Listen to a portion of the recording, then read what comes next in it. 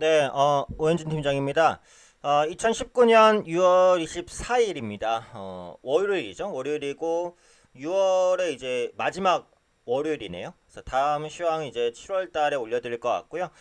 역시 이제 한 주의 시작입니다. 모든 분들 성투자하시고요 언제나 그랬던 것처럼 주간 증시 일정, 그다음에 전망 간략하게 좀 체크를 해보도록 하겠습니다. 우선 이제 많은 분들이 시황을 보시면 아시겠지만 이번 주 말에 있을 그 오사카에서 이뤄지는 G20 정상회담, 이게 시황은 핵심입니다. 그래서 미중 정상이 만나기로 했죠. 그래서 트럼프 대통령과 시진핑 주석입니다. 그래서 만나서 뭔가 무역 협상 관련된 협의를 해나갈 것으로 보이죠. 그 부분에 초점이 많이 맞춰질 것 같고 이 부분은 뒤에 조금 더 자세히 말씀드리도록 하고요. 우선은 다우지수 흐름 보겠습니다. 다우지수 보시면은 지난 주말에는 약간 쉬었어요. 상승 돌파도 시도했는데 종가 기준으로는 마이너스 0.13% 밀렸어요. 이게 이제 표면적으로 나온 악재가 뭐냐면은 그 중국 슈퍼컴퓨터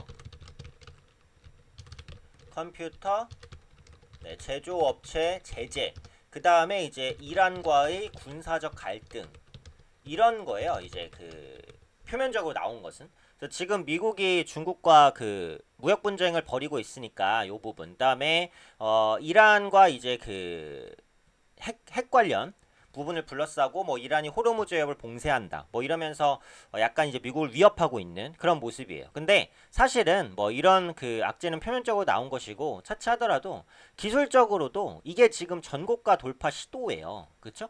지금 다우지수의 역사적 최고가가 언제입니까? 10월달, 2018년 10월달이란 말이에요. 지금 그 고가를 뚫어내냐 못 뚫어내냐 그 기로에 있어요. 그러니까 기술적으로도 이건 뭐예요? 악재가 없었어도 한 번쯤 좀 쉬어갈 수 있겠구나. 이런 생각을 가질 수도 있는 거예요.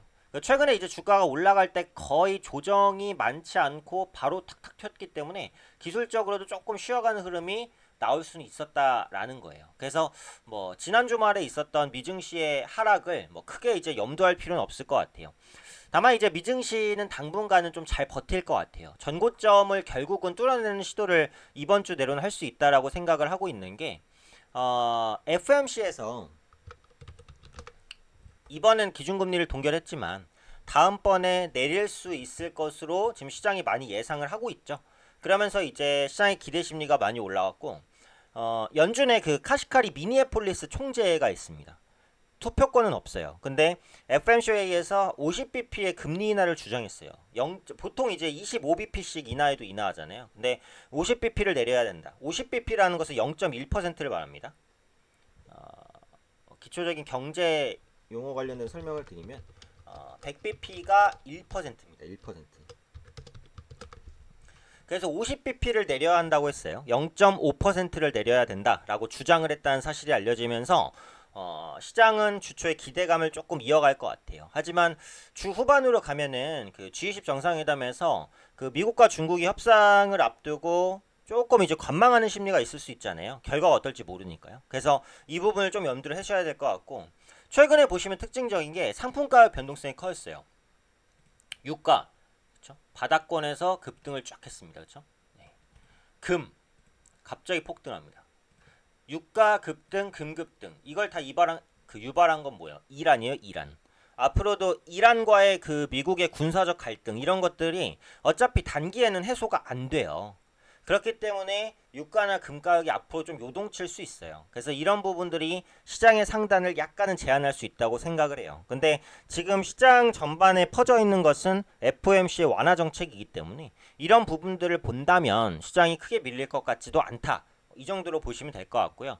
국내 증시 보겠습니다. 국내 증시도 이번에 굉장히 중요한 게 그 60일 이평선을 돌파할 수 있을지에 대한 관건. 60일 이평선을 상향 돌파하게 되면 중기적으로 추세가 전환될 수 있다는 신호거든요.